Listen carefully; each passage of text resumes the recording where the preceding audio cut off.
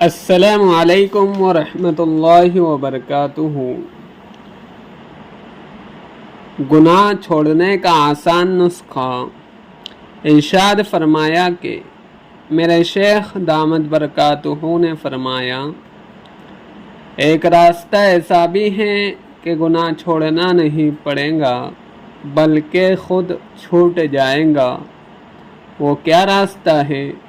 اللہ والوں کے ساتھ رہو، اہل تقوی کے ساتھ رہو، اہل یقین کے ساتھ رہو، اہل محبت و عاشق کے ساتھ رہو، اللہ کے عاشقوں کے ساتھ رہو تو پھر لیلا کے عاشقوں سے نجات مل جائے گی۔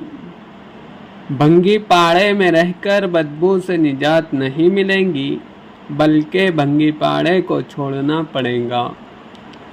جب خوشبو کا صحبت اہل اللہ کا ماحول ملے گا تو بدبو سونگھنے کی عادت خود بخود چھوٹ جائے گی، بشرط یہ کہ اس پھولوں کے ماحول میں خفیہ جیب